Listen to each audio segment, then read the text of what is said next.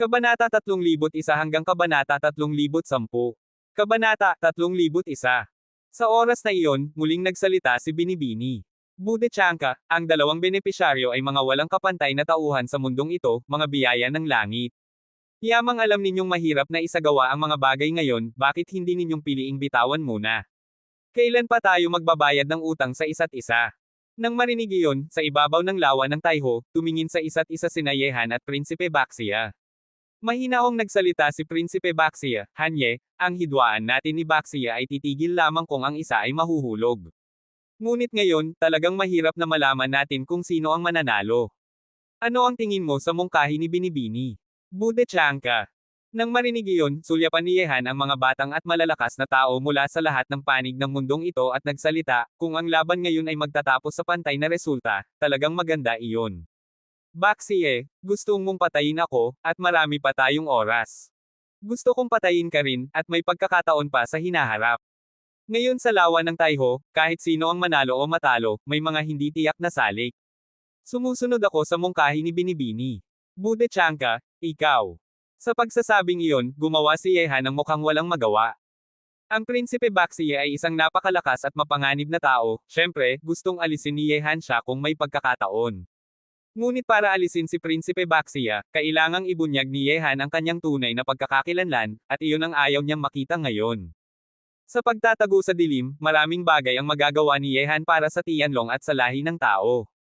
Kung ibubunyag niya ang kanyang pagkakakilanlan para sa isang mapang-api na prinsipe, kahit napatayin niya si Prinsipe Baxia, makukuha lang niya ang paghihiganti ng lahi ng halimaw. Bukod pa rito, bukod sa ayaw ni Yehan na ibunyag ang kanyang tunay na pagkakakilanlan, ang pinakamagaling na general at ang higanti ng lahi ng halimaw ay mga salik din na kailangang bantayan ni Yehan. Bagamat sumang-ayon silang panoorin lamang ang laban, hindi sila makikisali. Ngunit, kapag talagang parehong nasugatan sina Yehan at Prinsipe Baxia at walang lakas na lumaban pa, kung magtutulungan ang pinakamagaling na general at ang higanti ng lahi ng halimaw, paano matitigil ng Kang Tianzhou iyon? Kaya, sa kasalukuyang sitwasyon, ang pantay na resulta na iminungkahi ni Binibini. Budechanka ay talagang ang pinakamabuting wakas, pinuprotektahan nito ang interes ng bawat isa. Nang makita na sumang-ayon si Yehan sa mungkahi ni Binibini, Budechanka, ang tingin ng lahat ay tumingin muli kay Prinsipe Baxia. Ang napakalakas na laban nila sa lawa ng Taiho ngayon ay tiyak na ang pinakamataas na laban ng mga kabataan ng panahong ito. Kahit na walang manalo, sapat na itong magbigay ng maraming bagay na iisipin ng lahat. Ang pantay na resulta ay hindi masama. Kung ang isa sa dalawang walang kapantay na tao ay talagang matatalo ngayon, tiyak na magiging kalungkutan iyon. Kung mananatili sila sa mundong ito, maaari pa silang lumikha ng mas kagalakan. Maraming tao ang nagsalita sa kanilang isip. Sumusunod ako. Sa oras na iyon, sa ilalim ng tingin ng lahat, dahan-daang tumango si Prinsipe Baxia, at unti-unting nawala ang pagnanais niyang lumaban sa kanyang mga mata na parang Diyos. Para kay Prinsipe Baxia, ang pagpatay kay Yehan ay kailangang gawin. Ngunit ngayon, talagang mahirap na patayin niya si Yehan. Bukod pa rito, ang pinakamagaling na general, ang higanti ng lahi ng halimaw, at kahit na ang Kang Tian Burial ay mga bagay na kailangang bantayan ni Prinsipe Baxia. Bagamat bago ang laban, lahat ay nagsalita na panoorin lamang at hindi makikisali, hindi mataas ang tiwala sa mga salitang iyon. Kahit natalunin niya si Yehan, tiyak na walang lakas na lumaban pa siya. Kung ang isa sa kanila, ang pinakamagaling na general, ang higanti ng lahi ng halimaw, o ang Kang Tianbo, ay atakehin siya, walang pagkakataon siyang manalo. Higit pa rito, ang lungsod na banal ng Tianlong ay hindi isang lugar na kanyang pinamamahalaan. Kung talagang malubha ang kanyang pinsala pagkatapos patayin si Yehan, ang pagharap sa mga batang malalakas na tao mula sa akademya ng Xinwo ay magiging problema, kung makakalabas pa siya sa lungsod na banal ng Tianlong. Nang makita na sumang-ayon si Prinsipe Baxia, ang ilang tingin ng lahat ay nagkaroon ng kalungkutan, at nalulungkot na hindi nila nakita ang laban ng buhay at kamatayan sa pagitan ng pinakamataas na mga halimaw ng mga kabataan. Siyempre, ang ilan ay kinikilala rin ang wakas na ito, dahil ang dalawang walang kapantay na tao ay bihirang makita, ang kanilang hinaharap ay magiging mas kagalakan. Kung may laban ulit sa hinaharap, tiyak na mas kagalakan ito kaysa ngayon. Ngunit, ang may pinakamasamang mukha ngayon ay tiyak na ang pinakamagaling na general. Dinala niya ang lahat ng matatalino mula sa seminaryo sa lungsod na banal ng Tianlong, at pumunta siya doon para patayin si Yehan. Inaasahan niya na ang Prinsipe Baxia ay patayin si Yehan.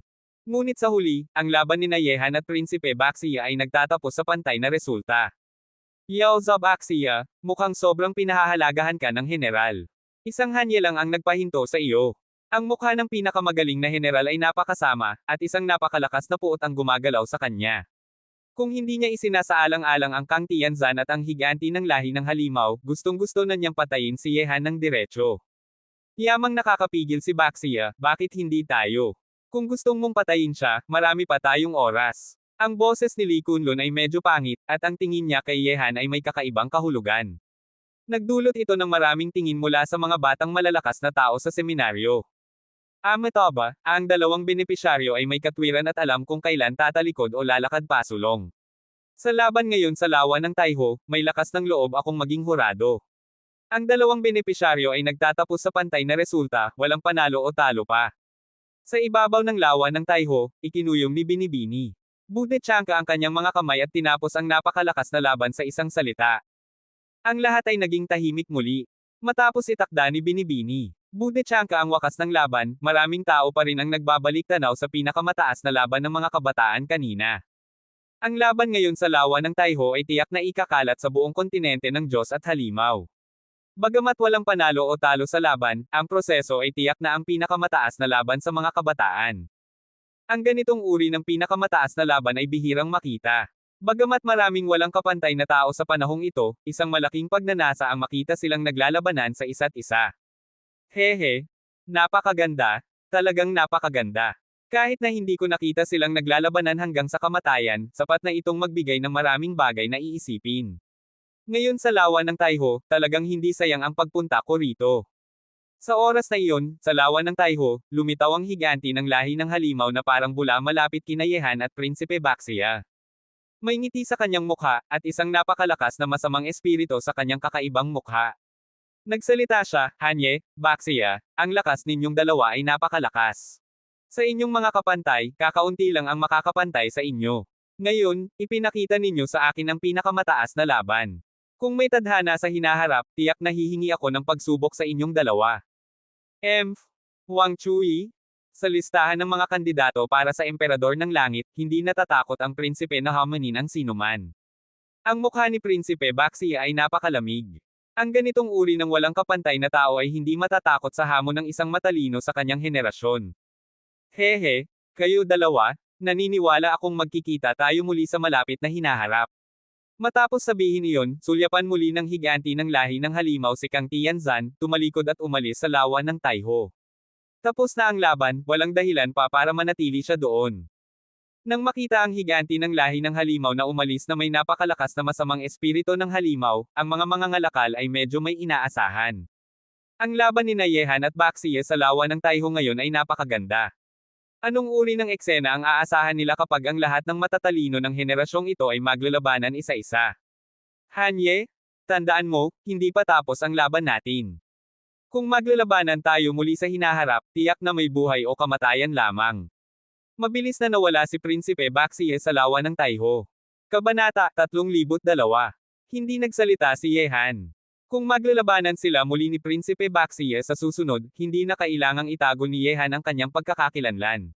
Sa oras na iyon, kapag harapin niya muli si Prinsipe Baxia, may kumpiyansa si Yehan na patayin siya. Bakit, hindi ka pa umaalis? Gusto mo pang manatili at kumain? Inilipat ni Yehan ang kanyang tingin at tiningnan ng malamig na mga mata ang pinakamagaling na general at iba pa. Kung hindi siya sigurado na mananatili ang pinakamagaling na general, baka kasama na ni Yehan si Kang Tianzan ngayon. Nang marinig iyon, malakas na umismid ang pinakamagaling na general at nagsalita, Hanye, swerte mo ngayon na hindi ka mapapatay ni Baxia. Sa susunod, papatayin kita ng sarili kong kamay. Ngumiti si Yehan at nagsalita, kung may susunod na pagkakataon, ako, si Hanye, ang magpapasya kung saan mapupunta ang ulo mo, pinakamagaling na general. Hanye, papayagan kitang mabuhay ng ilang araw pa, umalis ka na. Matapos sabihin iyon, mabilis din na umalis ang pinakamagaling na general kasama ang mga tao mula sa seminaryo, at mabilis na nawala sa lawa ng Taiho. Nang makita iyon, tiningnan ni Yehan si Kang Tianzan, pumikit ng bahagya at nagsalita, Kang Tianzan, kung hindi ka nagdududa, paano kung mag-usap tayo? Sige, ikaw, ang hari ng banal na sandatahan ng Akademya ng Xinwu, ay nagpapasaya rin sa akin. Pumikit din ng bahagya si Kang Tianzhou kay Yehan, at pagkatapos ay sabay na umalis ang dalawa sa lawa ng Taiho nang may pagsasama-sama ng isip. Ang mga taong dinala nila ay naghiwalay-hiwalay na umalis. Nang makita iyon, ang tingin ng mga tao ay naging kakaiba. Inanyayahan ni Yehan ang pinuno ng lahi ng tao, si Kang Tianzan, na umalis kasama niya.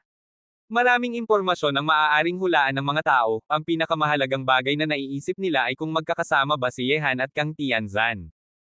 Inanyayahan ni Hanye si Kang Tianzan na umalis kasama niya, na maaaring magpahirap sa maraming tao.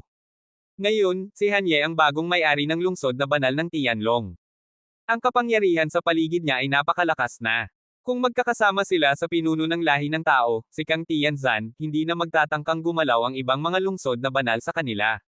Sa gitna ng pag-uusap ng mga tao, tahimik din na umalis si Binibini. Bude Chanka sa lawa ng Taiho.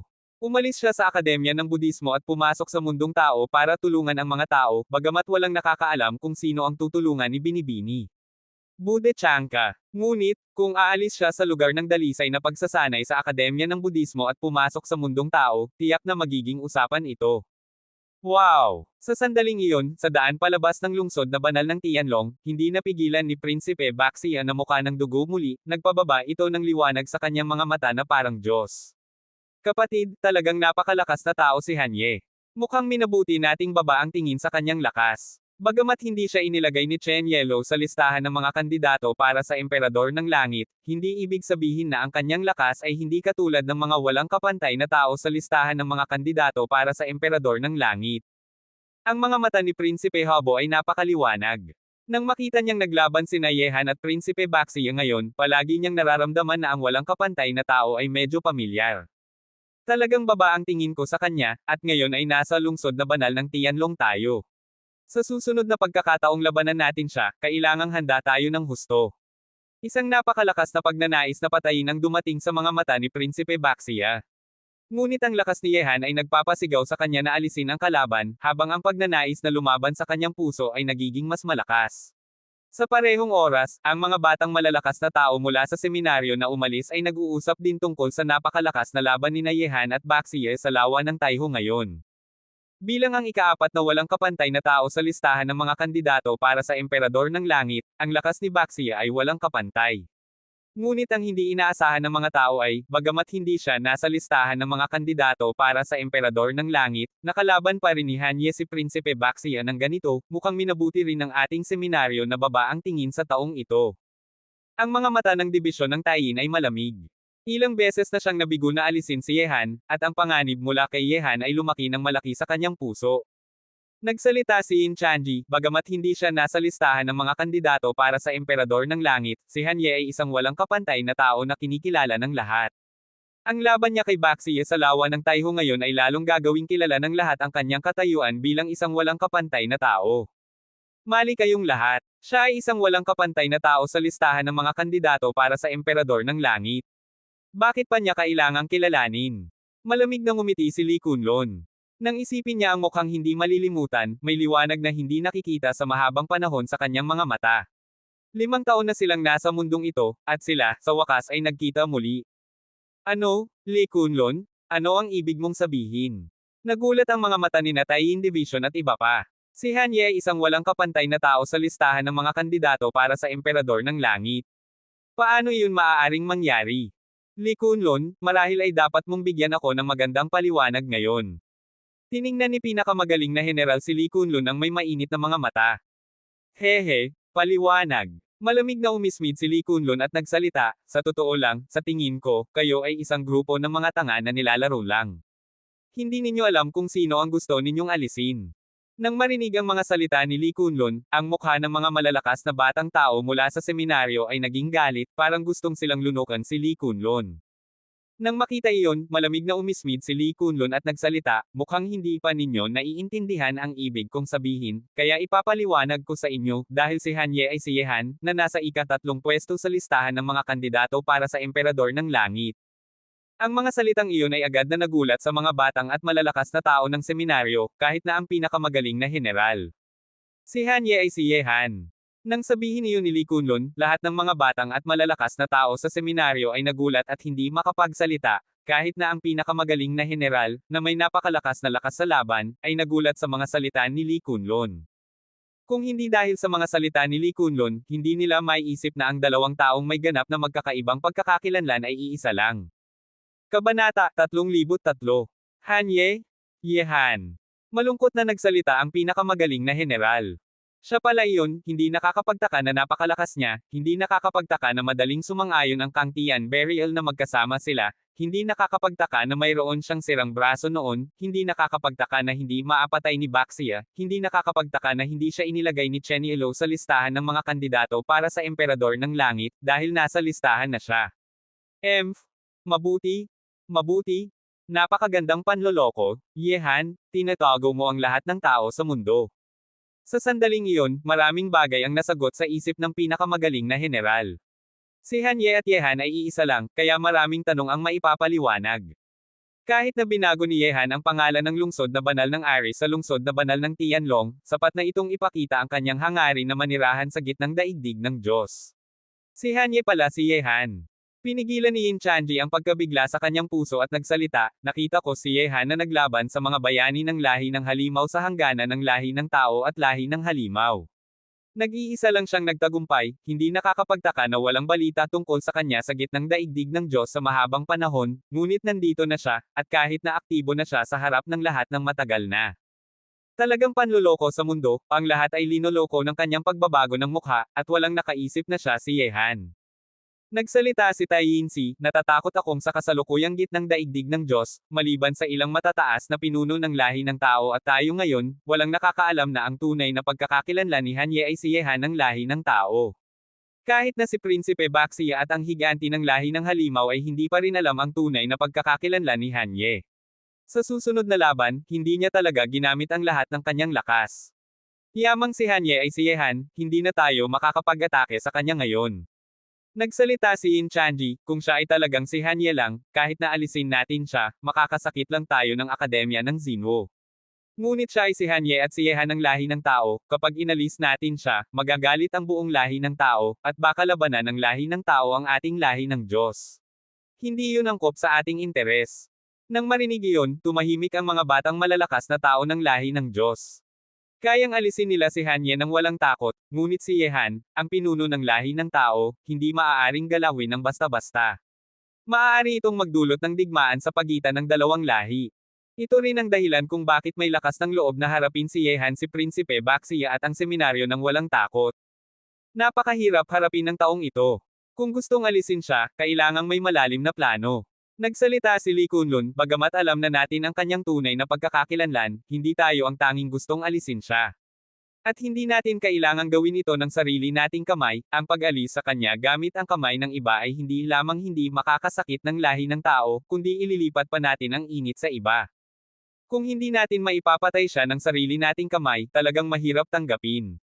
Hindi tanggap ni pinakamagaling na general, ngunit kinakailangang aminin na matapos malaman ang tunay na pagkakakilanlan ni Ye Han, napakahirap na harapin siya muli, maraming kahihinatnan ang kailangang isaalang-alang. Kung gustong mabilis na resulta, iyon ay tanging lakas lamang ng isang karaniwang tao. Ang may lakas at estratehiya lamang ang tunay na matalino. May pagbabalik tanaw sa mga mata ni Lee Kunlun. Noong una, nakatayo siya sa tuktok ng Huaxia, tinitingnan ang mundo, at hindi pinapansin ang sinuman. Akala niya na ang kanyang walang kapantay na lakas ay makakapidyaw sa lahat ng pagbabago, ngunit dahil sa kanyang kaiabangan, inalis siya sa pwesto ni Ye Han, ang kalaban niyang may walang hanggang potensyal, na humantong sa pagkawasak ng kanyang banal na lugar ng Kunlun. Lee Kunlun, hindi ka ba nagkakamali? Hindi ka kailanman umalis ng seminaryo, at hindi ka pa nakakakilala kay Ye Han. Sigurado ka bang si Han Ye ay talagang si Ye Han? Tanong ng hindi tanggap ng isang batang malakas na tao mula sa seminaryo. Nang marinig iyon, lahat ng tingin ni na pinakamagaling na general, Taiyin Division, at Yin Chanji ay tumingin kay Lee Kunlun. Bigla nilang napansin na ang tahimik na Lee Kunlun na laging nagpa-practice lamang ay medyo hindi maunawaan. Huminga ng malalim si Lee Kunlun, at ang kanyang itim na mga mata sa ilalim ng maskara ay puno ng pagbabalik tanaw. Nagsalita siya, talagang kilala ko si Ye Han bago pa kayo. Bagamat hindi ako umalis ng seminaryo mula nang pumasok ako, may buhay ba akong sarili bago pa ako pumasok? At mayroon pa akong hindi tapos na relasyon sa si Ye Han na iyon. Ngunit, paano ka sigurado na si Han Ye ay si Ye Han? Tanong ng hindi tanggap ng batang malakas na tao mula sa seminaryo. Mukhang nagdududa pa rin kayo sa akin. Malamig na umismid si Lee Kunlun at nagsalita, noong naglaban kami ni Yehan, mayroon siyang mga magagaling na tauhan na sumusunod sa kanya sa madilim na mundo, at laging nagwawagi. Dalawa sa kanila ay pamilyar sa inyo, si Huang Ben ng Akademya ng Xinwo at si Lin Chi ng Akademya ng Budismo. Ang dalawang ito ay mga malalakas na tauhan niya, at tanging si Yehan lang ang kayang silang paikutin. Nang marinig iyon, may liwanag na dumating sa malamig na mukha ni pinakamagaling na general. Nagsalita siya, Lee Kunlun, mukhang talagang hindi karaniwan ang pagkakaibigan ninyo ni Yehan. Ngunit curious akong kung sino ka noon. Noon, sa ilalim ng itim na bakal na maskara, tiningnan ng kanyang itim na mga mata ang langit sa harap. Noon, nakatayo ako sa tuktok, nararamdaman ang walang kapantay na kalungkutan, ngunit sayang, inalis ako sa altar ng isang batang-batang lumalaki. Nang sabihin niyon, may napakalakas na puot na dumating sa mga mata ni Lee Kunlun. Ngunit, kinakailangang pasalamatan ni Lee Kunlun si Yehan dahil nakarating siya sa mundong ito at nakakuha ng mas malakas na lakas. Kung walang Yehan, malamang napatay na siya sa huwaksiya at naging lupa na. Oh, napaka-curious ako sa inyo ni Yehan noon. Gusto kong malaman kung ano ang hidwaan ninyo. Noong una, dumating ka sa seminaryo at tinanggap ng punong guro bilang alagad, ngunit saan ka galing? Anong uri ng buhay ang mayroon ka noon? Sa tingin ko, hindi alam ng kahit na ang punong guro. Pumikit ng bahagya si pinakamagaling na general at tiningnan si Lee Kunlun. Ang kanyang kagalakan na hindi sinasadyang ipinakita ay hindi kayang ibigay ng karaniwang tao, maliban sa mga nakatayo sa tuktok ng mundo. Nang marinig iyon, tumahimik si Lee Kunlun. Tungkol sa huwaksiya, ito ay hindi lamang pinakamalaking lihim ni Yehan kundi pati na rin ni Lee Kunlun. Hindi nila ibubunyag ang lihim na ito ng basta-basta. Tungkol sa pagkakalantad ng kanyang tunay na pagkakakilanlan, hindi pa alam ni Yehan ngayon. Kung hindi siya naglaban hanggang sa kamatayan kay Prinsipe Baxia at nagtapos ng laban sa lawa ng Taiho sa pantay na resulta, gusto lang ni Yehan na itago pa ang kanyang tunay na pagkakakilanlan para makapagagawa pa ng marami. Ngunit, ang pagkakakilanlan ni Yehan ay hindi nalihim sa lahi ng Diyos, ito ang hindi inaasahan ni Yehan. At, lalo pang hindi inaasahan ni Yehan na ang kanyang pinakamalakas na kalaban sa mundo ng huwaksiya, ang nakatayo sa tuktok ng huwaksiya at ang pumatay sa kanyang ama, si Li Jiuya, ang siyam na gabi na banal na lugar ng Kunlun, ay buhay pa, at pumasok din sa seminaryo sa pangalang Lee Kunlun, at kinilala na siya. Ang pangalang Lee Kunlun ni Li Jiuya ay para iwasan si Yehan. Alam ni Lee Kunlun na kung nakaligtas siya sa mapanganib na daanan ng kawalan, maaari rin si Yehan na protektado ng isang banal na hayop. Kaya binago ni Lee Jiuya ang kanyang pangalan sa Lee Kunlun. Pagkatapos, naging sikat ang pangalan ni Yehan sa buong mundo, at alam ng lahat sa kontinente ng Diyos at halimaw. Ito ang nagpasya kay Li Jiuya na baguhin ang kanyang pangalan mula noon. Alam ni Li Jiuya na ang kanyang ama na si Madman Ji ay namatay sa kanyang kamay. Kung malaman ni Yehan ang kanyang lokasyon, patayin niya siya kahit na hindi pa siya malakas. Bago niya maprotektahan ang sarili, hindi dapat makita ni Yehan siya muna. Ang pangunahing dahilan kung bakit hindi pinakita ni Li Jiuya ang kanyang tunay na mukha nang umalis siya sa seminaryo ay dahil takot siyang kilalanin ni Xia Ben. Bago iyon, alam ng lahat na si Hanye, ang hari ng banal na sandatahan, ay sumusunod kay Huang Ben, ang hari ng tunay na sandatahan, at alam ni Li Jiuya ang tunay na pinagmulan ni Xia Ben. Ngunit bago niya hulaan ang tunay na pagkakakilanlan ni Yehan, hindi naiisip ni Li Jiuya na si Hanye ay si Yehan. Sa lungsod na banal ng Tianlong, matapos ang laban ni Yehan at Baxia, dinala niya ang lahat pabalik sa kanilang pansamantalang tahanan, at sumunod din si Kang Tian Burial. Pagkatapos, nag-practice si Yehan sa daigdig ng Taoismo para gamutin ang kanyang mga pinsala. Pagkatapos, nakipagkita siya sa lahat sa bulwagan. Kabanata 3,004. Sa sandaling iyon, sa bulwagan na ito, lahat ng matatalino ng Akademya ng Xinwo at lahi ng tao ay nagtitipon. Siyempre, nandoon din sina Xia Ben at Lin Chi, at marami pa silang iba. Kumusta ang pakiramdam na labanan si Baxie? Nang makita na umupo si Yehan, tumingin si Kang Tianzan kay Yehan, may lalim na kahulugan ang kanyang mga mata, parang gustong malaman ang kalaliman ni Yehan. Bagamat nakita ni Kang Tianzan mismo ang laban ni Yehan at Prinsipe Baxia, walang ideya si Kang Tianzan kung gaano kalakas si Yehan ngayon. Ngumiti si Yehan at nagsalita, nakipaglaban ka na kay Baxia noon, dapat mong alam kung gaano kalakas siya. Ang taong ito ay napakalakas na kalaban, kahit na sa aking kasalukuyang estado, mahirap na talunin siya, at lalong mahirap na patayin. Nagsalita si Kang Tianzang, hindi talaga napakahirap na talunin o patayin siya. Sayang lang na gustong mong maging taong nagtatago sa dilim na pinapanood ang lahat. Kung ako si ikaw, pipiliin kong patayin si Baxi ngayon para walang problema sa hinaharap. Nang marinig iyon, nagsalita si Yehan, may pagkakataon pa para alisin si Baxi sa hinaharap. Kung talagang patayin ko si Baxi sa lawa ng Taiho ngayon, ano sa tingin mo ang gagawin ng lahi ng halimaw? Kapag namatay si Baxi doon, tiyak na magugulat ang lahat at maghihiganti sila ng husto. Sa aking kasalukuyang lakas, kailangan kong harapin ang mga puwersa mula sa mga lungsod na banal ng Zhongzhou at pati na rin ang paghihiganti ng lahi ng halimaw. Sa tingin mo ay posible iyon? Nagsalita si Kang Tianzang, napakamalaki ng iyong hangarin. Sa tingin mo talagang makakapagtanggol ka ng lungsod na banal ng Tianlong? Ayon sa aking nalalaman, sa 12 lungsod na banal ng Zhongzhou, hindi bababa sa 12 na puwersa ang gustong kumuha nito. Hindi ba napakayabang mong harapin sila ng mag-isa gamit ang iyong kapangyarihan? Hindi ba nandito ka rin? Ngumiti si Yehan, bilang pinuno ng lahi ng tao, kapag tumayo ka at sumigaw, siguradong iisipin muna ng mga gustong kumuha ng lungsod na banal ng Tianlong. Bakit, gustong ninyong gamitin ako para takutin sila? Umikot ang mga mata ni Kang Chanzen at nagsalita, huwag mong kalimutan na may utang ka sa akin sa Shenzhou. Ngayon, gustong mo pa akong gumawa ng bagay para sa iyo, hindi ba ito napakamadali? Marami na tayong utang ngayon. Ngumiti si Yehan, kung hindi kailangan, hindi ko ibibigay ang lungsod na banal ng Tianlong. Alam mo ang kahalagahan nito sa akin. At kung ipahayag nating dalawa na tayo ay magkasama, makikinabang hindi lang ako kundi pati na rin ikaw. Hindi bababasa, mag-iisip muna ang lahi ng halimaw tungkol sa pagbabalanse ng lahi ng tao, at sa tingin ko, titigil sila muna dahil malubha ang pinsala ni Prinsipe Baxi ngayon. Mga benepisyo. Sumigaw si Kang Tianzan at nagsalita, alam mo na hindi ako gagawa ng bagay na walang benepisyo para sa akin. Tinanong ni Yehan, kaya, anong benepisyo ang gusto mo? Nagsalita si Kang Tianzang, hahatiin natin ang lungsod na banal ng Tianlong sa dalawa, ibibigay mo sa akin ang kalahati. Pagkatapos, ililipat ko ang lahat ng lahi ng tao dito. Sa ganoong paraan, magtutulungan tayong tanggihan ang lungsod na banal ng Tianlong. Hindi lang matatakot ang mga kabataan, ngayong ang matandang henerasyon ay umaalis at ang kabataan ay naglalabanan, pati na rin ang lahi ng halimaw, Diyos, at demonyo ang matatakot sa ating alyansa. Nang marinig iyon, walang pagkabigla sa mukha ni Yehan. Ang kahilingan ni Kang Tianzan ay katulad ng inakala niya. Mas mabuting ibigay sa kanya ang kalahati kaysa ibigay sa iba dahil mas maganda na magtulungan silang tanggihan ang lugar kaysa mag-isa si Yehan. Sige, sumusunod ako. Hindi masyadong nag-isip si Yehan. Ang pagpapadala ni Kang Tianzan sa lahi ng tao sa lungsod na banal ng Tianlong ay nagprotekta rin ng interes ng lahi ng tao. Kapag dinala niya ang mga pinakamagagaling na tao ng lahi ng tao doon, hindi na maaabot ng lahi ng halimaw ang lugar. Patuloy si Yehan, ngunit, ang iyong kasalukuyang pagkakakilanlan ay pinuno ng lahi ng tao, sensitibo ito.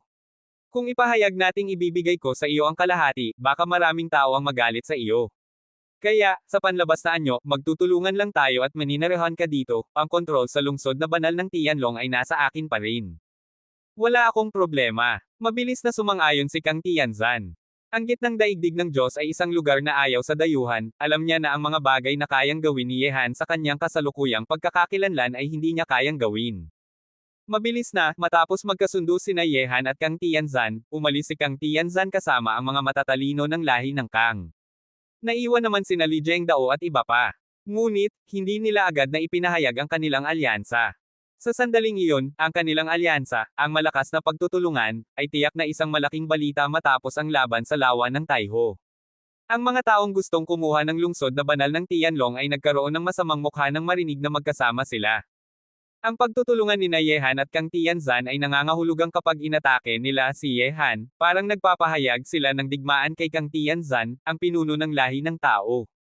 Hanye, talagang ibibigay mo ang kalahati ng lungsod na banal ng Tianlong kay Kang Tianberiel. Bagamat alam ni na Xu Chaoj na makikinabang sila sa pagtutulungan kay Kang Tianzan, kung ibibigay ang kalahati sa lahi ng tao, maaaring itakwil sila ng lahat ng puwersa sa gitnang daigdig ng Diyos sa hinaharap, at magiging mas delikado ang kanilang sitwasyon.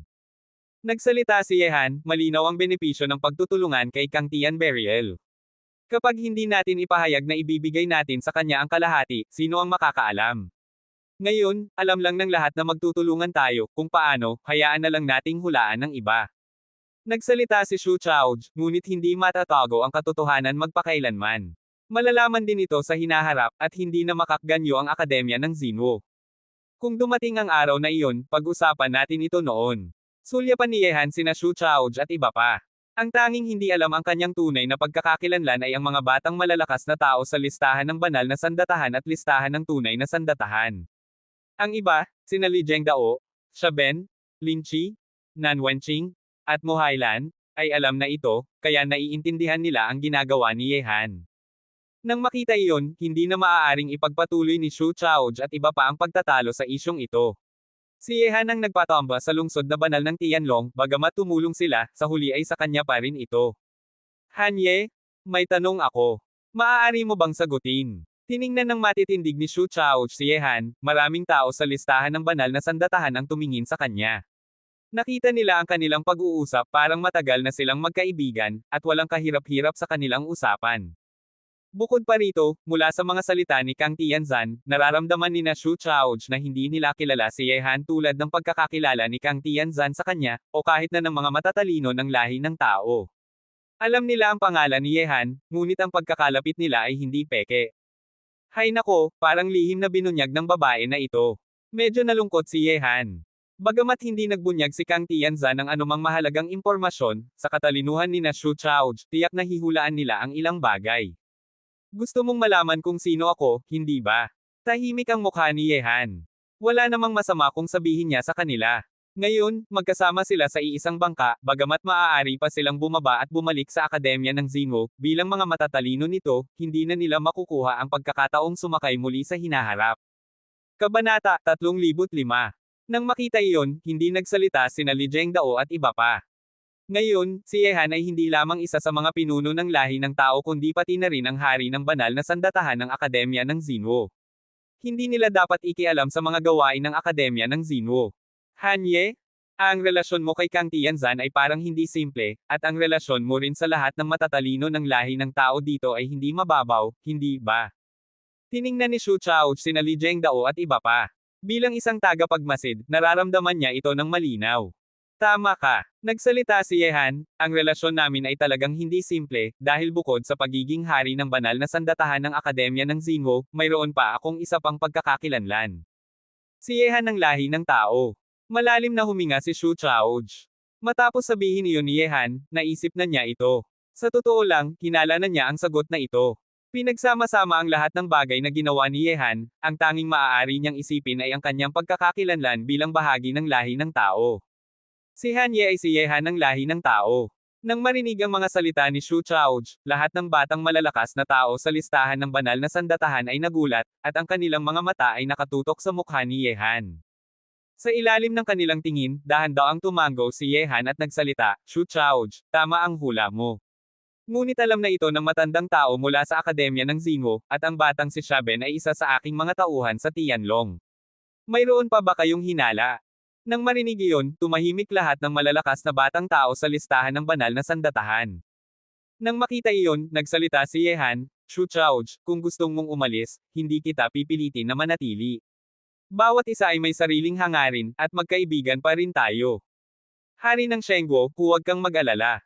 Yamang kinikilala ng punong guro ang iyong pagkakakilanlan at inutusan akong pumunta sa Zhongzhou para tumulong, walang akong tutol. Unang tumayo si Danji para suportahan si Yehan. Salamat. Tumango si Yehan at patuloy na tiningnan sina Xu Chaoj at iba pa. Huwag mo akong tignan ng ganyan, yamang nasa bangka mo na ako, hindi ako aalis nang nasa gitna pa tayo. Sumigaw si Xu Chaoj. Nagsalita si Mo Boding, si Hanye ay si Yehan. Siguradong walang sino man sa mundo ang nakaisip nito. Yehan, linoloko mo ang lahat ng tao sa mundo. Nagsalita si Yehan, ang aking kasalukuyang pagkakakilanlan ay makakapigil lamang ng ilang panahon. Pagkatapos ng ilang araw, makikita pa rin ng mga tao ang katotohanan. Bukod pa rito, kapag binuksan ang lungsod ng kapalaran, dapat nang ipakita ang tunay na pagkakakilanlan ni Yehan. Hindi tanga ang mga tao sa mundo, maraming matatalino ang nagmumula. Bagamat makakapigil si Yehan ng kanyang pagkakakilanlan bilang hanye ng ilang panahon, hindi ito magtatagal magpakailanman. Ang ilang matatalino na tao ay makikita ang mga butas, sa huli, marami pa ring pagkakatulad sina Hanye at Yehan. Panginoon, lumabas na ang listahan ng Chanzhou. Sa oras na iyon, nakita na pumasok sina Nan Wenqing at Mo Hailan mula sa labas ng bulwagan na may masasayang mukha. Nang marinig iyon, ang tingin ng lahat sa bulwagan ay naaakit. Listahan ng Tianzhou. Noong ilathala ang listahan ng mga kandidato para sa Emperador ng Langit, sinabi na ni Chen Yilou na magpapatuloy sila ng paglilista ng listahan ng Tianzhou sa hinaharap, ilalagay nila ang lahat ng bayani sa mundo. Ngayon, sa wakas ay lumabas na ang listahang ito. Listahan ng Tianzhou, alam mo ba kung ilang batang matatalino sa mundo ang pumasok sa listahang ito? Naisip ni Yehan. Para sa listahang ito, ang mga tao tulad ng hari ng walang hanggang buhay, hari ng libu-libong taon, Xiao Pojian, at Langya ay napaka-interesado. Ang listahan ng Tianzhou ay nagliliste ng mga batang malalakas na tao na wala pang 50 taong gulang. Sa kanilang lakas at edad, kayang pumasok sila sa listahang ito. Hehe, listahan ng Tianzhou, inilalagay ng Cheney Tower ang pinakamahusay na tao sa mundo at itinatag ang listahang ito. Sa tingin mo ba ay karapat-dapat tayong pumasok sa listahang ito? May pag-asa rin sa mga mata ni Li Zhengdao at iba pa. Buti na lang, bumili sina Nan Wenqing at Mo Hailan ng maraming kopya ng listahan ng Tianzhou, maraming tao ang nagsimulang tingnan ito. Ikauna sa listahan ng Tianzhou, mga sinaunang Buddha na may 8 kahirapan. Ikalawa sa listahan ng Tianzhou, Daotong Qingshu. Ikatlo sa listahan ng Tianzhou, Binibini. Buddha Zenjia. Ikaapat sa listahan ng Tianzhou, Daomen Jieran. Kabanata 3,006. Ang nangunguna ng 4 na batang malalakas na tao sa listahan ng Tianzhou ay lahat ng mga nakakatakot na matatalino ng Budismo at Taoismo, ang sinaunang Buddha ng Banan, Binibini. Buddha Chanjia, Daotong Qingshu, at Jieran. Ang 4 na ito ay mula sa Budismo at Taoismo, at hindi nakikialam sa mundo. Ngunit ang kanilang lakas ay alam ng lahat. Kung hindi masyadong tahimik ang dalawang sinaunang tradisyon at ang 4 na sinaunang Buddha na may 8 kahirapan ay ipinanganak na makipagkompetensya, ang kanilang lakas ay maaaring hindi hihina sa mga walang kapantay na tao sa listahan ng mga kandidato para sa Emperador ng Langit. At ngayon, nasa lungsod na banal ng Tianlong si Binibini. Buddha Chanka. Ang mga tao mula sa Budismo at Taoismo ay nasa nangunguna ng 4. Sulyapan ni Yehan ang nangunguna ng 4 na super matatalino. Bagamat sa 4 na ito, nakita lamang ni Yehan si Binibini. Buddha Chanjia na nasa ikatlong pwesto at hindi pa niya nakita itong lumaban, nararamdaman ni Yehan mula sa kanya ang malakas na kapangyarihan ng Budismo, puno ng malaking karunungan at hiningang naglilinis. Bukod pa rito, iginagalang ng gitnang daigdig ng Diyos ang lakas ng 4 na ito, naiintindihan na nila kung bakit sila nasa nangunguna ng 4 ng listahan ng Tianzhou. Ikalima sa listahan ng Tianzhou, True Wei. Ika-6 sa listahan ng Tianzhou, hari ng sumusuporta. Ika-7 sa listahan ng Tianzhou, Li Kunlun. Ika-8 sa listahan ng Tianzhou, Huang Ben. Ika-9 sa listahan ng Tianzhou, Lin Chi. Ika-10 sa listahan ng Tianzhou, Leng Shuya. Tiningnan ni Yehan ang nangunguna ng 10 matatalino isa-isa. Maliban kay Daotong Qingshu, Xiren, si Chu Wei na nasa ika-5 pwesto, si Hari ng sumusuporta na nasa ika-6, at si Leng Shuya na nasa ika-10, ang lahat ng iba pa ay mula sa 4 na malalaking akademya. Sa nangunguna ng 10 ng listahan ng Tianzhou, walang sino man mula sa akademya ng Tianping ang nasa listahan. Ngunit, inilagay ni Chen Yilou sina Xia Ben at Lin Chi sa ika-8 at ika-9 na pwesto, nagulat si Yehan dito. Siyempre, sa potensyal ni Xia Ben at Lin Chi, hindi lamang ang ika-8 at ika-9 ang kayang nila, sa hinaharap, unti-unting malalampasan nila ang mga nasa mas mataas na pwesto. Si Leng Shuya ay nasa ika-10 pwesto. Ang pwestong ito ay parang sapat muna, ngunit ang kanyang potensyal ay napakalakas din. Sa larangan ng semi-banal, kayang niyang labanan si Hari Langya na banal. Sa nangunguna ng 11 hanggang 20 matatalino ng listahan ng Tianzhou, ang mga tao tulad ni Yan Feng mula sa Akademya ng Tianfeng, Mian Kuang, si Chu Tiang ang mula sa Akademya ng Demonyo, si Yin Tianji mula sa Akademya ng Diyos, Hari ng Walang Hanggang Buhay, Hari ng Libu-libong Taon, Xiao Pojian, at Langya mula sa Akademya ng Xinwo ay lahat nasa listahan, may mga pwestong mataas at mababa. Tungkol sa nangunguna ng matatalino na nasa labis ng 20. Marami pang iba, kabilang ang mga nangunguna ng matatalino ng 4 na malaking lahi sa kontinente ng Diyos at Halimaw, ang mga nangunguna ng matatalino ng lahi ng tao tulad ni Li Zhengdao, ang 10 matatalino ng emperador ng lahi ng Kang, si Yun Moking ng pamilya ng Yun, ang mga hari at mandirigma sa ilalim ni Yehan tulad ni Abi Tianwang, Wang Dichu, at Jipot Ian, ang mga prinsipe ng lahi ng Halimaw, at ilang malalakas na nangunguna ng matatalino ng lahi ng Halimaw. Ang ilang nangunguna ng matatalino mula sa lahi ng demonyo at lahi ng Diyos ay nasa listahan ng Tianzhou rin. Mayroong 100 Tianzhou sa buong listahan ng Tianzhou, inilimbag ito sa 4 o 5 pahina, at tinatawag na mga daang hari ng langit ni Chen Yilou. Siyempre, marami pang iba pang nangunguna ng matatalino sa buong kontinente ng Diyos at halimaw.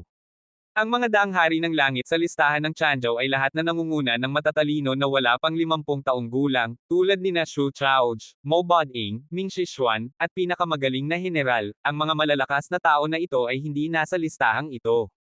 Hehe, ang listahan ng Tianzhou ay naglilista ng lahat ng bayani sa mundo, ngunit maraming tao ang natuklasan. Sayang lang na ang listahan ng Tianzhou ay naglilisto lamang ng matatalino na wala pang 50 taong gulang, hindi tayo kasama. Ngumiti ng kaunti si Xu Chaozh matapos basahin ang listahan ng Tianzhou. Ngunit para sa kanila, walang kinalaman kung nasa listahan sila o hindi, dahil ang kanilang mga pangalan ay sikat na noong ilang dekada na ang nakalipas, at alam pa rin na marami sila ngayon. Ikakatlo kong kapatid, kapag lumabas ang listahan ng Tianzhou, sa tingin mo ba aling puwersa ang may pinakamaraming matatalino sa listahan? Siguradong ang iyong Tianlong. Tumawa si Li Zhengdao. Si Shaben, si Abi Tianwang, si Shang Moxi, si Tantay Pa sa Tubig, si Ao Wachang, si Wang Dichu, si Jipot Ian, si Hari Luluo, si Hari Jinara, si Hari Mojaluo, mandirigma ng kaluluwa ng dragon, mandirigma ng Shenlong, kasama sina Huang Ben at Lin Chi, mayroong 9 na tao sa lahat na pumasok sa listahan ng Tianzhou. At si Hari ng Dragon na si Leng Shuya, sina Huang Ben at Lin Chi ay lahat nasa nangunguna ng 10 ng listahan ng Tianzhou. Ang kahusayan na ito ay kakaunti lang ang puwersa sa mundo ang kayang pantayan. Nang marinig ang mga salita ni Li Zhengdao, lahat ng tingin sa lugar ay nagulat. Tiningnan nila sina Shaben, Lin Chi, Abi Tianwang, Shang Moxi, Tantay Pa sa Tubig, Ao Wachang, Wang Dichu, at Jipot Ian. Nasa daigdig ng Taoismo pa rin si Leng Shuya, ngunit sikat na siya sa Shenzhou. 9 na tao mula sa isang puwersa ang pumasok sa listahan ng Tianzhou, at 3 sa kanila ay nasa nangunguna ng 10. Ang mga tagumpay na ito ay talagang hindi mapantayan. Bagamat maraming tao mula sa akademya ng Xinhuo ang pumasok sa listahan, walang sino man ang nasa nangunguna ng 10.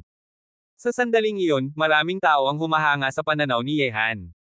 Ang mga tao sa antas ng hari at mandirigma sa ilalim niya ay lahat ng una klase na nangunguna ng matatalino, kahit sina Leng Shuya, Shaben, at Lin Chi ay may malaking potensyal sa hinaharap. Kapag lumago ang Tianlong sa hinaharap, hindi alam kung ilang nakakatakot na malalakas na tao ang ipapanganak. Ang potensyal na ito ay talagang hindi mabilang. Bagamat sa Tianlong, tanging sina Leng Shuya, Shaben, at Lin Chi lang ang nasa nangunguna ng 10, ang iba pang matatalino ng hari at mandirigma ay nasa nangunguna ng 50. Matapos ipadala sila ni Ye Han palabas ng daigdig ng Taoismo, sa ilalim ng pamumuno ni Li Zhengdao, hinamon nila ang maraming matatalino sa daigdig ng Diyos na ito, hanggang sa napansin sila ni Chen Yilou, tinasa ang kanilang lakas, at sa huli ay pumasok sa listahan ng Tianzhou. Siyempre, ang lakas ni Li Zhengdao at iba pa ay hindi masama, nasa nangunguna ng 40 sila. Kabilang dito, sina Li Zhengdao, Yi Polo, at ang anak na babae ng Samsara ay nasa ika-23, ika-26, at ika-29 na pwesto ng listahan ng Tianzhou. Kabanata 3007. Ang mga matatalino tulad ni Zhon Wushuang at Ling Hoqingyi ay nasa nangunguna ng 30. 9 na tao mula sa Tianlong ang pumasok sa listahan ng Tianzhou. Hindi ko inaasahan ito. Sulyapan ni Ye Han sina Abi Tianwang at iba pa. Bagamat pumasok sila sa listahan, hindi sila nasasaya dito. Alam nila na ang kompetisyon sa mundo ay napakalakas, kung hindi sila lalago, malilipasan sila. Ang kanilang kasalukuyang layunin ay patuloy na maging malakas. Oy, boss, bagamat lahat tayo ay pumasok sa listahan ng Tianzhou, mas mababa tayo kaysa sa iyong listahan ng mga kandidato para sa Emperador ng Langit. Ngunit gusto kong makilala isa-isa ang mga nasa mataas na pwesto sa listahan ng Tianzhou. May malakas na pagnanais na lumaban sa mga mata ni Lin Chi. Hindi niya tanggap na nasa ika-9 siyang pwesto. Kung may pagkakataon, gustong-gusto kong malaman na kayang mong talunin sila. Ngumiti si Ye Han at nagsalita, "Teka, sino si Chu Wei na nasa ika-5 pwesto? Bakit inilagay siya ni Chen Yilou pagkatapos ng 4 na sinaunang bude na may 8 kahirapan, binibini? Bude Chanka, Daotong Qingshu, at Xi Yiren. Ipinapakita nito kung gaano siya kahalaga. Ye Han, si Chu Wei ay ang prinsipe ng dinastiyang Malaking Araw." Nagsalita si Xu Chaozh, masyadong tahimik ang taong ito, at bihirang lumaban sa Zhongzhou. Ngunit noong isang beses na lumaban siya, natalo niya si Chu Tiangang ng Akademya ng Demonyo sa 10 galaw lamang. Bagamat tahimik siya, may malaking hangarin siya. Noong una, hindi siya ang prinsipe ng dinastiyang Malaking Araw, ngunit nakalabas siya sa maraming prinsipe at inalis ang orihinal na prinsipe sa pwesto. Ipinapakita nito ang kanyang lakas. At naririnig ko na kalahati ng malalakas na tao sa kasalukuyang dinastiyang Malaking Araw ay sumusuporta sa kanya, may potensyal siyang labanan ang emperador ng dinastiyang Malaking Araw. Nang marinig ang mga salita ni Xu Chaoj, nagsalita si Ye Han. Hindi ko pa nakikita si Chu Hui, ngunit alam kong hindi siya karaniwan. Ang pamilyang hari ay palaging isang digmaan ng pag-iisip at kapangyarihan. Ang mga taong makakalakas doon, whether sa kanilang puso o kakayahang talunin ang maraming prinsipe, ay napakabihira. Bukod pa rito, wala pa siyang 50 taong gulang at nakakakuha siya ng suporta ng halos kalahati ng malalakas na tao sa dinastiyang Malaking Araw. Maaari rin siyang labanan ang emperador. Talagang napakagandang batang bayani ang taong ito. Nagsalita si Xu Chaoj, walang alinlangan sa lakas ni Chu Hui. Ngunit masyadong tahimik siya sa Zhongzhou. Madaling kalimutan siya, ngunit kung gustong pansinin siya, nagtatago siya sa palasyo ng Chu. Hindi siya mahilig lumabas, kaya walang masasayang gawain na may kukwento tungkol sa kanya. Tahimik na tumango si Ye Han. Bagamat hindi pa niya nakikita si Chu Hui, alam na niya ang kanyang lakas mula sa mga salita ni Xu Chaoj. Alam niya na ang taong tulad ni Chu Hui ay hindi isang tao na madaling kalimutan o kaawayan. Ye Han, may isa pang tao sa listahan na kailangang pansinin. Patuloy si Xu Chaoj, bagamat mahirap maintindihan si Chu Hui at malakas siya, nakikita mo pa rin ang kanyang kalaliman. Ngunit ang taong gustong kong sabihin ay mas mahirap maintindihan. Nang marinig ang paalala ni Xu Chaoj, nagtaka si Ye Han, maliban sa Budismo at Taoismo, mayroon pa bang tao na mas malakas kay Chu Hui sa listahan? Oo, si Li Kunlun mula sa seminaryo. Nagsalita si Mo Boding. Sinuri ng ating akademya ng Xinwo ang mga matatalino ng 5 malalaking akademya sa gitnang daigdig ng Diyos. Ngunit napakalihim ni Li Kunlun, hindi mahanap ang kanyang nakaraan. Bigla siyang dumating at tinanggap ng punong guro bilang alagad. Mula nang lumitaw si Li Kunlun sa seminaryo, palaging siyang nagpa-practice doon at hindi umalis. Ang tanging beses na umalis siya ay noong laban mo kay Baxiye sa lawan ng Taiho. Ngayon, bagamat hindi siya sikat, ang pagiging alagad ng punong guro ng seminaryo at pagiging unang kapatid na lalaki ng emperador ay sapat na para ipakita na hindi siya karaniwan. Nang marinig iyon, nagsalita si Li Zhengdao, walang nakaraan, baka siya ay mula sa lahi ng Diyos at inalis ng sadyang ang kanyang nakaraan. Maaari itong mangyari. Nagsalita si Xu Chaoj, ngunit kahit nasa lahi ng Diyos at akademya ng Xinwo, marami tayong alam na matatalino, ngunit walang si Li Kunlun. At mabilis siyang lumago. Bagamat alam ng gitnang daigdig ng Diyos na sina Huang Ben at Lin Chi ang pinakamabilis na lumago, hindi rin masama si Li Kunlun. Ngunit masyadong tahimik siya, kaya madaling kalimutan. Nang marinig iyon, ngumiti si Ye Han at nagsalita, mukhang maraming tao sa listahan ng Changzhou ang hindi pwedeng baliwalain. Kapag si Chu Hui o si Li Kunlun, pareho silang nagtatago at nag-iipon ng lakas. Ngunit, hindi alam ni Ye Han na ang Li Kunlun na kanyang pinag-uusapan ay ang orihinal na siyam na gabi na banal na si Li Jiuya. Hindi niya kilala ito, ngunit kilala na siya ng isa pa. Sa kontinente ng Diyos at halimaw na ito, sa daigdig ng Diyos na ito, tiyak na magkakaroon sila ng laban na nakatakda ng tadhana. Ngunit, habang nag-uusap sina Ye Han at iba pa tungkol sa listahan ng mga daang hari ng langit, ang buong kontinente ng Diyos at halimaw ay nagkakagulo rin. Ang listahan ng Changzhou ay naglilista ng lahat ng bayani sa mundo, itinatag para sa mga walang kapantay na tao. Ngunit ang listahan ng Changzhou ay itinatag para sa mga bayani ng mundo. Kapag sapat na silang malakas, ang mga matatalino ng lahat ng lahi ay makakapasok sa listahan at magiging sikat sa buong mundo. Ngayon, ang buong kontinente ng Diyos at halimaw ay masaya dahil sa listahan ng Changzhou na inilathala ni Chen Yelou. Maraming pinag-uusapan tungkol sa mga matatalino sa listahan, tungkol sa kanilang lakas at mga magagandang gawain noon. Ang pinakamaraming pinag-uusapan ay ang nangunguna ng 10 ng listahan ng Changzhou. Ngunit, matapos ilathala ang listahan ng Changzhou, napansin agad ng ilang tao na hindi lamang hindi nasa dating listahan ng mga kandidato para sa emperador ng langit si Han Ye, hindi rin siya nasa kasalukuyang listahan ng Changzhou. Hindi pumasok si Han Ye sa dalawang listahan, naging malaking paksa ito ng pag-uusap, at ang ilang tao ay pumunta pa sa Chen Yelou. Ngunit, matapos ilathala ang listahan ng Changzhou, inihayag na ni Chen Yelou na, isasarado ang gusali, sa 3 araw. Maaaring inaasahan na nila ang sitwasyong ito, kaya isinara nila ang gusali ng maaga para iwasan ang mga taong magtatanong. Tungkol sa dahilan, bilang tagapagmasid, hindi maaaring sabihin ni Chen Yelou ito. Hindi ibinubunyag ni Yehan ang kanyang pagkakakilanlan, kung ipapahayag ito ni Chen Yelo, tiyak na magagalit sila sa isang walang kapantay na tao na may walang hanggang potensyal. Kaya, mas gustong itago ni Chen Yelo si Yehan. Ang pagkakakilanlan ni Yehan at Hanye at ang pagtutulungan nila kay Kang Tianzan ay hindi alam ng sino man. Dahil dito, ang mga malalaking lungsod na banal na dating gustong kumuha ng lungsod na banal ng Tianlong ay naging tahimik. Ang pagpasok ni Kang Tianzan ay nagpaiisip sa kanila tungkol sa epekto nito. Sa kasalukuyan, kailangan lang ni Yehan na hintayin si Kang Tian burial sa lungsod na banal ng Tianlong, magtutulungan silang takutin ang lahat. Paano ang pakiramdam mo sa gitnang daigdig ng Diyos? Sa tahimik na hardin, tiningnan ni Yehan ang likod ng taong tahimik na nakatayo harap sa tahimik na lawa. Lumakad siya papunta roon at tumayo kasama nito. Nagsalita siya, ang gitnang daigdig ng Diyos ay napakaganda, ngunit napakadelikado rin. Maraming puwersa dito, delikado, huwag kang lalabas ng mag-isa sa hinaharap. Kung sisisi si Lolo Daming King, hindi ko siya mabibigyan ng buhay na pangatlong prinsesa. Ako, si Eo Zishuan, ay hindi isang palamuti. Bukod pa rito, maraming babae sa paligid mo, kailangan mo pa bang mag-alala sa akin?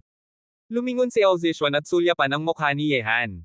Ang mainit na ugali at matapang na pangatlong prinsesa ay may malalim na sama ng loob sa kanyang mga mata. Kabanata 3008. Ang relasyon nila ay maaaring sabihin na malinaw, ngunit medyo malabo rin. Sa huli, si Reyna Ao Zishuan ay pinilit kay Yehan ni Haring Daming, at kinailangang tanggapin ni Yehan ito. Sumigaw si Yehan at nagsalita, hindi ko masyadong naiintindihan ang ibig mong sabihin. Kung hindi ako nagkakamali, ang dalawang batang alagad mo sa tabi mo ay malamang na interesado sa iyo, hindi ba? At si Danji, ang pinakamagandang babae ng Akademya ng Zingo, parang may kakaiba sa tingin mo sa kanya, hindi ba? Malakas na umismid si Ao Zishuan, parang isang galit na batang babae na nagmamahal. Naiisip mo lang iyan. Sumigaw si Yehan at ngumiti, yamang nandito ka na, huwag ka nang umalis. Kapag binuksan ang lungsod ng kapalaran, kailangan tayong lahat na handa pumasok doon. Sumunod ka sa akin para protektahan ka, ayaw kong bigyan ulit ako ni Lolo Daming King ng isa pang anak na babae. Hindi ko kayang tiisin ang kaligayahan na ito. Napakaganda ng iyong panaginip. Sinulyapan ni Aoshi si Yehan ng masama, ngunit may kaaya-ayang ngiti sa gilid ng kanyang bibig. Panginoon, narito na si Binibini. Bude Chanka. Sa oras na iyon, sa likod ni Yehan at iba pa, lumitaw sina Nan Wenqing at Mohailan ng magkasama. Nang marinig iyon, lumingon si Yehan at tanong, Binibini. Bude Chanka, bakit siya narito? Umiling si Nan Wenqing at nagsalita, hindi ko alam, tinawag kanya ng pangalan. Baka nakipag-usap ka sa iba at ngayon ay narito na siya. Itinago ni Ao Zishuan ang kanyang ngiti at lumingon para umalis. Nakipag-usap. Hinawakan ni Yehan ang kanyang ilong. Paano niya makakapag-usap sa dalisay na babaeng si Binibini? Bude Chanka. Bago ang laban sa lawa ng Taiho, hindi pa niya nakikita si Binibini. Bude Chanka, at walang komunikasyon sila doon. Ngunit, ang pagdating ni Binibini.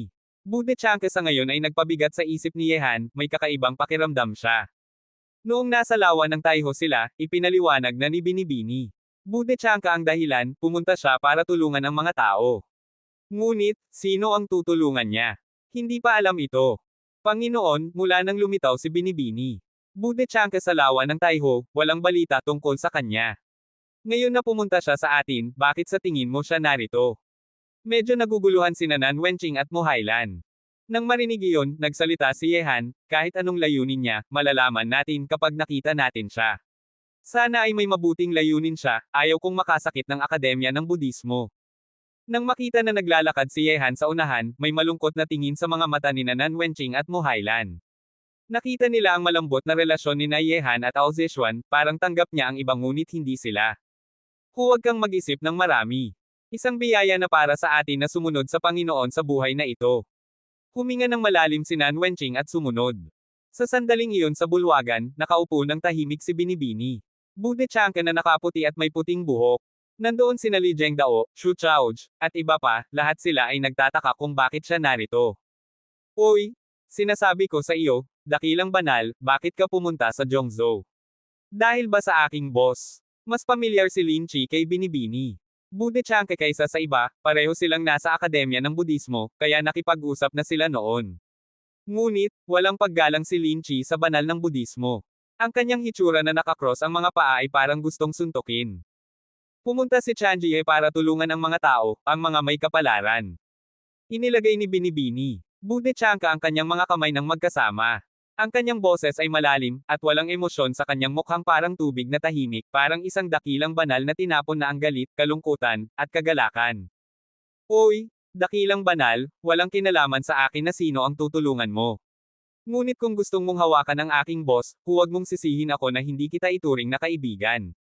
Ngumiti si Lin Chi, at seryoso ang kanyang mukha. Nagsalita si Binibini. Bude Chanka, hindi pa ako nakapapatay sa buhay ko. Hindi ako magpapapatay para kay Binibining Hanye. Baka naman nagustuhan mo ang aking boss. Ngumiti si Lin Chi, kung ganito, magiging malaking balita ito sa mundo. Ngunit sa tingin ko, ang boring na kulungan ng Akademya ng Budismo ay hindi ang tamang lugar para sa kagandahan tulad mo. Napakaganda ng mundo sa labas, bakit ka mananatili doon kasama ang mga mabahong monghe buong araw? Napaka-boring. Nang marinig ang mga salita ni Lin Chi, lahat ng tao sa lugar ay nahihiya. Ang lalaking ito ay talagang walang takot sa langit at lupa. Bilang dakilang banal ng Budismo, si Binibini Bude Chanka ay dalisay at tinapon na ang mundo ng tao, maraming tao ba ang may lakas ng loob na sabihin ang mga salitang ito sa kanya? Ngunit, ang mga tao sa mundo ay walang lakas ng loob. Para kay Lin Chi, kahit nasa banal na lugar ng Akademya ng Budismo, may lakas siya ng loob na turuhin ang ilong ng banal na Buddha at tawagin itong matandang kalbo, paano pa niya matatakot ang dakilang banal ng Akademya ng Budismo? Siyempre, para sa taong tulad ni Binibini Bude Chanka na malinis ang isip, kahit na ang mga salita ni Lin Chi ay hindi nakakagambala sa kanyang puso ng Budismo. Narinig na nagsalita si Binibini Bude Chanka ng tahimik, mga turo ng Budismo, walang pagkakaiba sa antas ng tao, at walang pagkakaiba sa pagsasanay. Kapag nakatuon ka sa Buddha, walang pagkakaiba sa pag-alis sa mundo at pagpasok sa mundo. Ang pagsasanay sa Akademya ng Budismo ay pareho sa pagsasanay sa mundo ng tao. Para kay Chanka, ang anumang lugar sa mundo ay isang lugar para sa dalisay na pagsasanay, walang pagkakaiba kung saan ako magpa-practice. Kung walang kinalaman ka sa mundo ng tao, bakit ka pumunta sa aking boss? Malamig na umismid si Lin Chi at nagsalita, noong umalis ako sa Akademya ng Budismo, naririnig ko na ang karmang ng isang banal ay hindi pa tapos, ang mundo ng tao ay hindi pa walang laman, at ang karmang Budismo ay mahirap tapusin. Ngayon na nasa mundo ka, ang pagtulong sa iba ay parang pagtulong sa sarili mo, ang pagtulong sa isang tao ay pagtapos ng isang karmang panahon. Ngayon, ang karmang ng banal na ito ay nandito na ba? Amitabha, ang sanhi at bunga ay kapalaran din. Kapag tapos na ang kapalaran, tapos na rin ang sanhi at bunga, at aalis si Chanka. Matigas na asno, bakit ka nagpupumilit ng husto? Huminga ng malalim si Binibini Bude Chanka, parang isang malakas na boses ng Budismo ang tumunog sa puso ng lahat. Kabanata 3,000. Lin Chi? Ang bisita ay bisita, huwag kang bastos sa banal ng Budismo. Sa oras na iyon, lumabas si Yehan kasama sina Nan Wenqing at Mohailan mula sa likod ng bulwagan. Nagsalita siya kay Binibini Bude Chanka, Binibini Budismo, ikaw ay malugod na tinatanggap dito. Ngunit, ano ang layunin ng banal na dumating ngayon? Nang makita na dumating si Yehan, walang nagsalita. Malinaw na para kay Yehan ang pagdating ni Binibini Bude Chanka, malalaman na niya ang layunin kapag nagsalita na siya. Binibining Hanye, paumanhin kung nagulat kita sa aking pagdating. Dahan daw ang tumayo si Binibini Bude Chanka. Ang kanyang tahimik at magagandang mga mata ay tumingin kay Yehan, ang kanyang mahabang puting buhok at puting damit ay nagpapasaya sa mga mata ng lahat, hindi nila kayang isipin ang mga bagay na hindi angkop. Binibini Bude Chanka, huwag kang mag-alala. Ikaw ay dakilang banal ng Budismo, malugod kang tinatanggap ni Hanye. Nagsalita si Yehan, ngunit, ang pagdating mo ngayon ay hindi lamang para bisitahin ako, hindi ba? May isang bagay akong gustong gawin. Gusto kong manatili kasama mo ng ilang panahon. Nagsalita si Binibini Bude Chanka, ang layunin ko ay para tapusin ang aking karmang panahon sa mundo ng tao. Kapag tapos na ito, aalis na ako. Kaya, sana ay payagan mo ako. Nang marinig iyon, hindi lamang si Yehan ang nagulat, pati na rin sina Li Zhengdao, Xu Chaoj, at iba pa. Totoo na para kay Yehan ang pagdating ni Binibini Bude Chanka, ngunit hindi nila inaasahan na ang dakilang banal ng Budismo ay gustong manatili kasama siya sa mundo ng tao. Kung malalaman ito ng lahat, tiyak na magiging malaking balita ito. Siyempre, ang magandang bagay na ito ay pangarap ng lahat ng lalaki sa mundo. Sa katayuan at kagandahan ni Binibini Bude Chanka, ilan lang ang kayang pigilan ang pagnanasa na ito. Oy, Mukhang ang ating dakilang banal ng Budismo ay naaakit na sa mundo. Ngunit ang karmang ito ay hindi mo lang matatapos kung gusto mo. Gusto mong gamitin ang aking boss bilang iyong batong pagsubok para tapusin ang karmang ito at kumpletuhin ang iyong Budismo. Baka mawala ka pa sa kanya at sa iyong layunin. Ngumiti si Lin Chi. Binibini. Budechanka, ang karmang hinahanap mo ay hindi nasa akin. Ayaw kong maging kaaway ng Akademya ng Budismo, kaya, paumanhin, hindi ako makakapayag. Umuwi ka na lang. Bagamat nagulat si Yehan sa layunin ni Binibini. Budechanka, hindi niya ito papayagan. Ayaw niyang makasakit ng Akademya ng Budismo, at ayaw din niya maging malapit sa kanila, ang kasalukuyang sitwasyon ay sapat na. Ang boses ni Binibini. Budechanka ay malalim at nagsalita, Binibining Hanye, ang aming pagsasanay ay tungkol sa kapalaran. Mayroon tayong kapalaran kasama ang Budismo. Bakit mo tinatanggihan ang kapalarang ito? Nang marinig iyon, balak na ni Yehan na tanggihan ulit, ngunit nang marinig ang boses ni Suzako sa kanyang isip, binago niya ang kanyang isip. Tumingin siya ng matalim at nagsalita, talagang gustong mong manatili at manatili kasama ako sa mundo ng tao. Noong umalis si Binibini, Budechanka sa Akademya ng Budismo, may matibay na puso na siya, hindi siya magtutulungan, hindi siya magpapatuloy ng karmang ito, at hindi siya magiging Buddha. Kaya, ang dakilang banal ng Budismo ay may matibay na desisyon, hindi siya magbabago. Kahit natanggihan siya ni Yehan, ipagpapatuloy niya ito. Bilang Budista, huwag mong baliwalain ang kanyang matibay na lakas ng loob. At ngayon, pumayag na si Yehan.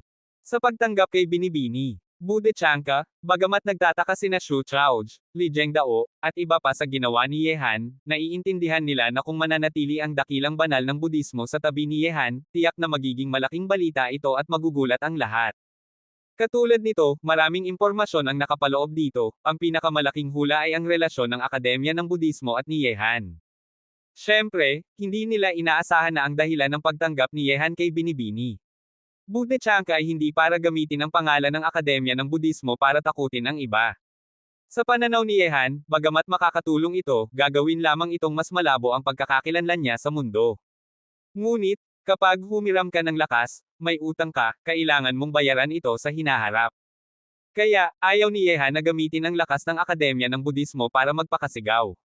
Ngunit, kahit na hindi niya ito gamitin, humiram na siya ng lakas ng Akademya ng Budismo sa pamamagitan ng pagtanggap kay Binibini. Budechanka, tinanggap na niya ang utang na ito ng tahimik. Kaya, ang tunay na layunin ni Yehan ay hindi para humiram ng lakas ng Akademya ng Budismo, may iba pang dahilan. Suzako, talagang nararamdaman mo na ang bato ng pag-iipon ng kaluluwa ay nasa banal ng Budismo na iyon. Sa likod na hardin, tanong ni Yehan ng seryoso. Balak na niyang paalisin si Binibini. Budechanka, ngunit hiling ni Suzako na panatilihin siya, at ang dahilan ay ang bato ng pag-iipon ng kaluluwa. Ang bato ng pag-iipon ng kaluluwa ay isang bagay na gustong makuha ni Yehan para buhayin ang taong nawala, dugo ng ibon na phoenix, katawan ng emperador na hindi nabubulok, at bato ng pag-iipon ng kaluluwa. Ang una at pangalawa ay nakolekta na ni Yehan sa mga nakaraang taon, ang tanging kulang na ay ito. Oo naman, sa tingin mo ba na nagsisinungaling ako? Nagsalita si Suzako, ang bato ng pag-iipon ng kaluluwa ay isang bihirang banal na bagay, may kakayahang mag-ipon ng kaluluwa, mag-focus, magsanay ng Budismo, at maunawaan ang daang. Ngunit, ito ay para sa karaniwang sitwasyon lamang. Ang tunay na kakayahang nito ay hindi maipaliwanag, maaari itong mag-ipon ng 3 kaluluwa at 7 na espiritu, tumawid sa 3,000 mahinang tubig, at pumasok sa 6 na pagpapalit ng buhay. Tuldok-tuldok, malalaman mo na kapag dumating ang oras. Naririnig ko na ang bato na ito ay mula sa lawa ng pagkabuhay muli, at alam ng lahat na ang lawa na ito ay nasa banal na lugar ng Budismo. Kaya, ang bagay na suot ng banal ng Budismo na iyon ay tiyak na ang bato ng pag-iipon ng kaluluwa, hindi ito maling. Nang marinig iyon, tiningnan ni Yehan ng matalim at nagsalita, ang mahalagang banal na bagay ng Budismo ay pinapahawak nila sa isang banal para itago. Maaari ba nila itong tiwalaan? Nagsalita si Suzako, ito rin ang naguguluhan ako.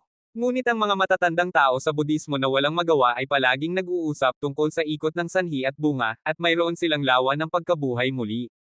Maaari silang nakakita ng ilang lihim doon. Kung hindi, paano magiging malapit sa iyo ang matatalinong Binibini? Budechanka.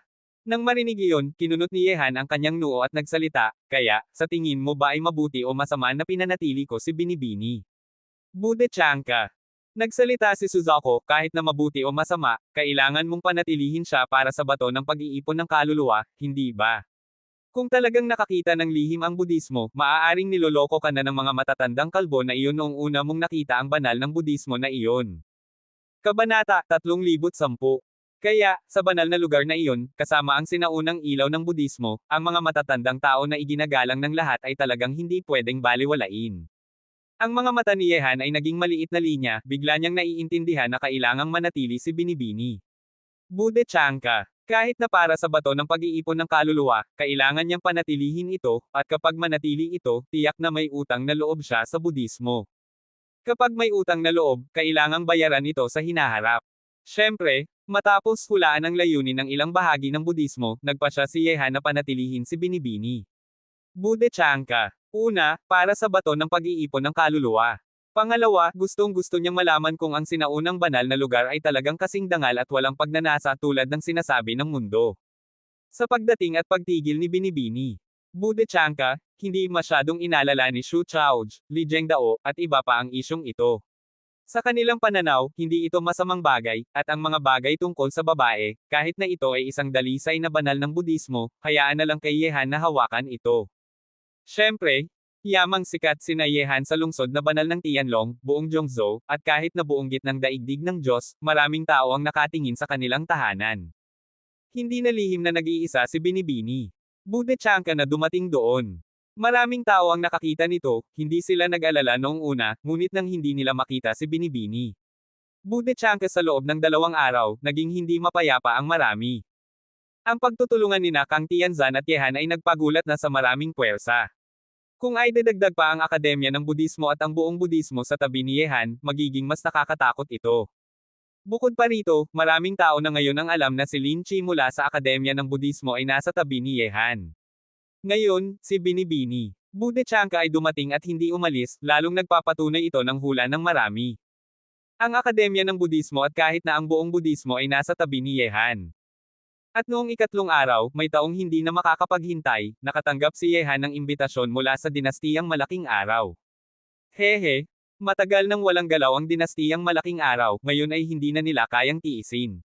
Siguradong ang mga gustong kumuha ng lungsod na banal ng Tianlong ay naghihintay ng galaw ng dinastiyang Malaking Araw. Sulyapan ni Xu Chaoj ang imbitasyon at ibinalik kay Yehan. Alam niya na noong una si Yehan ay nag-iisa, at ang banal na tahanan ng Kangyu ay nangakong kukunin ang lungsod na banal ng Tianlong. Ngunit, matapos ang laban sa lawa ng Taiho, agad na nagtulungan sina Yehan at Kang Tianzan, naging tahimik ang mga puwersa na gustong kumuha ng lungsod na banal ng Tianlong. Tinitimbang nila ang mabuti at masama, at naghihintay ng galaw ng mas malalakas na puwersa. Ngayon, ang imbitasyon mula sa dinastiyang Malaking Araw ay ang simula ng galaw. Nagsalita si Yehan, inimbitahan ako ng dinastiyang Malaking Araw sa isang piging, tinawag nilang pagpupulong ng mga bata ng 12 lungsod na banal. Mukhang gustong nila na imbitahin ang lahat ng batang matatalino mula sa 12 lungsod na banal ng Zhongzhou. Kailangan mong pumunta sa piging na iyon. Nagsalita si Xu Chaoj kay Yehan. Sa iyong kasalukuyang katayuan sa Zhongzhou, hindi maling sabihin na ikaw ang pinuno ng mga bata ng 12 lungsod na banal. Sa pagpupulong ng mga bata ng 12 lungsod na banal, baka tanggihan ka nila ng magkasama at sirain ang iyong sikat na pangalan. Kapag may taong magpapalala ng sitwasyon, baka tiyakin na ang ibang 11 lungsod na banal ay magtutulungan para atakehin ang iyong lungsod na banal ng Tianlong. Napakasama ng kanilang layunin. Ngumiti si Yehan, ngunit, isang simpleng pagpupulong ng mga bata ng 12 lungsod na banal lang ito, sa tingin ba nila na kayang nilang baguhin ang mundo? Sa harap ng imbitasyon mula sa dinastiyang Malaking Araw, tinanggap ni Yehan ito. Kapag tinanggap niya ito, kailangan niyang pumunta. Kung hindi siya pupunta, tiyak na iisipin ng lahat na takot siya, at hindi ito ang sikat na hari ng Shengguo na kilala ng lahat. Ikakatlo kong kapatid, kapag pumunta tayo sa dinastiyang Malaking Araw, sino ang sasama sa atin? Alam ni Li Zhengdao ang isip ni Yehan. Kapag pumunta sila sa teritoryo ng iba, hindi nila alam kung ano ang plano ng iba. Nagsalita si Zhon Wushuang, ikakatlo kong kapatid, lahat ng nangunguna ng batang matatalino ng lahi ng tao ay nasa lungsod na banal ng Tianlong ngayon, maliban kay Kang Tianzan na hindi pa dumating. Kapag sinabi mo na, sasama kami sa iyo sa dinastiyang Malaking Araw. Anong pagpupulong ng mga bata ng 12 lungsod na banal, isang grupo ng masasamang tao lang ito. Nagsalita si Xu Chaoj, tama kayo. Bagamat ang galaw ng dinastiyang Malaking Araw ay mukhang tahimik, kailangan nating mag-ingat. Sa ating kasalukuyang lakas, hindi tayo takot sa dinastiyang malaking araw, ngunit kailangan nating protektahan ang sarili natin. Hoy, sa paglalaro ng mga taktika, ang boss ay ang kanilang ninuno. Ngumiti si Lin Chi, at may pulang liwanag sa kanyang mga mata. Pinuno, lahat ng hari ng langit at mandirigma ng Tianlong ay naghihintay ng iyong utos anumang oras. Nagsalita si Shang Moxie, na siyang hari ng Garuda. Kapatid na Ye, naririnig ko na maganda ang tanawin sa dinastiyang malaking araw. Noong huling beses na pumunta ako doon, mabilis lang ako umalis at hindi ako nakakita ng marami. Bakit hindi tayo pumunta doon ng magkasama ngayon? Ang babaeng nagsalita ay si Shaoli, mula nang dalhin siya ni Kang Tianzan sa lawan ng Taiho at manirahan sa lungsod na banal ng Tianlong, palagi siyang nakasunod kay Yehan. Nang marinig iyon, ngumiti si Yehan at nagsalita, hindi ito kasing delikado ng inakala mo. Pupunta ako sa pagpupulong ng mga bata ng 12 lungsod na banal ng dinastiyang malaking araw. Sa panlabas na anyo, hindi nila gagawin ang anumang masama. Kahit na, baka protektahan pa nila ako, kapag may nangyari sa akin sa dinastiyang malaking araw, hindi nila kayang tiisin ang kahihinatnan. Ngunit, kailangan pa rin nating mag-ingat, maraming tao ang gustong patayin ako, at hindi tayo sigurado kung gagawa sila ng mga taktika sa dilim. Tanong ni Li Zhengdao, ikakatlo kong kapatid, ano ang iyong paghahanda para sa pagpunta sa dinastiyang malaking araw? Sapat na ang 2 o 3 tao. Kung marami tayong dadalhin, magmumukha tayong takot sa dinastiyang malaking araw. Ngumiti si Yehan at nagsalita, bibigyan ko na ng gawain si Lin Chi. Para sa iba, dadalhin natin si Ziyi, malamang na naboring na siya nitong mga araw, kaya maganda na dalhin siya sa labas para lumakad. Mula nang dumami ang mga tao sa paligid ni Yehan, naging ugali na ni Ziyi na manatili mag-isa sa likod na hardin. Maliban kay Yehan, paminsan-minsan lang siyang nakikipag-usap sina Nan Wenqing at Mo Hailan. Karaniwan niyang ginagawa ay umupo sa tabi ng lawa at mag-isip ng walang katapusan. Kapag may matandang tao na hindi mabait na haharapin si Yehan, magkakaroon ng puwang si Ziyi na gumalaw. Kapag may kompetisyon sa pagitan ng mga bata, tamad siyang makikisali, kayang hawakan ni Yehan ito kung kayang niya, at kung hindi, gagawin niya ang kanyang makakaya. Bakit ka nag-iisip mag-isa? Bakit hindi tayo pumunta sa labas para lumakad? Tahimik na lumakad si Yehan sa likod ni Ziyi at umupo sa tabi niya. Nang marinig iyon, lumingon si Ziyi, na nakasandal ang baba sa kanyang mga kamay, kay Yehan at nagsalita, ang taong pumupunta sa 3 banal na silid ay may layunin.